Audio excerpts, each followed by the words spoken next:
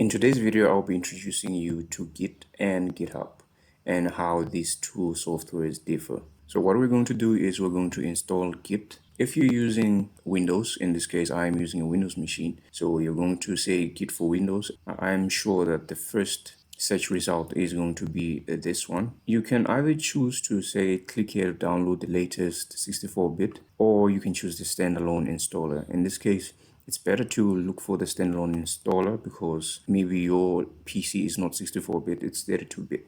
So how would you know if your PC is 64-bit or 32-bit? So you just search in your PC and go to about your PC, and under system type you're going to see if your PC is 64-bit or 32-bit. So in this case I already downloaded the 64-bit, so you're going to click the relevant installation here and then continue to install it and set it up. So after that you want to check if you've installed it properly, and that's where the terminal comes in. We are going to be using the terminal in this tutorial so that we also learn how to use the terminal, because to run Git and to do version control using the Git software, you'll need to understand some of the commands in the terminal. So what is a terminal? You just have to search terminal. I'm going to open the terminal. Right.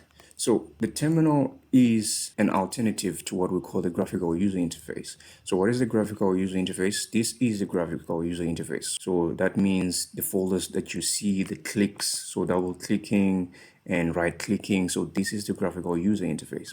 So the command line interface does not use these clicks and folders, but they work for the same purpose. So in other words, if you wanted to create a folder in a graphical user interface, you'd say maybe right click and then say new and then say new folder, or you'd say Control Shift N to create a new folder. In the command line interface, you also have those commands to make folders, delete folders, move folders, and move files and stuff like that. So whatever you can do in a graphical user interface, you can also do in the command line interface. So there are alternatives. What we're going to do, we're going to learn a few commands in the terminal, and then we're going to check if our Git is installed properly. So first, we are going to learn the first command, which is cd. CD means change directory. In your graphical user interface, you'd maybe click the backspace or click that back arrow. So in the terminal, you say CD to go to another folder or to go back and stuff like that. So to go back in this case,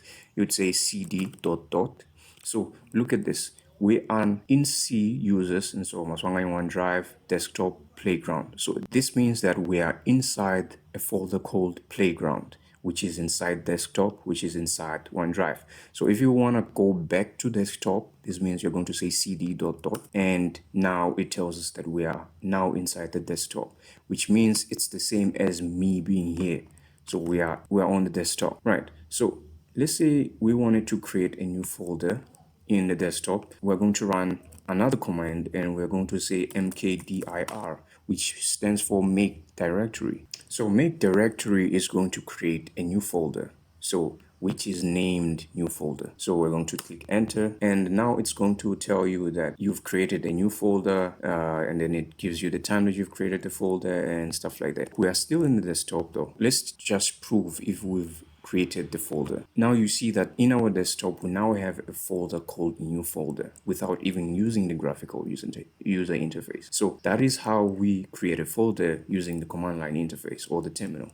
So now let's say we wanted to enter this new folder that we created. So we're going to say cd and new folder. And then there's another trick. The terminal is smart enough that if you are lazy to type out all the name or the entire name of the folder, you can type a few letters and then click tab, and it's going to try to guess what folder you're trying to enter into. So in this case, I only typed new and then I click tab, and then it only found that there's only one folder that started with new, and then it's going to pick that folder. And then now we are inside that new folder that we just created. We know that this folder is empty, but how can you check if there's something inside the folder? You run the next command, which is ls. ls stands for list. So we want to check the list of the things that are inside the folder. So we know that there's nothing, so we should not get anything inside this folder. So there's definitely nothing. We're still inside the new folder. Now let's create something inside this new folder. Let's say we want to create another folder and we call it folder 1.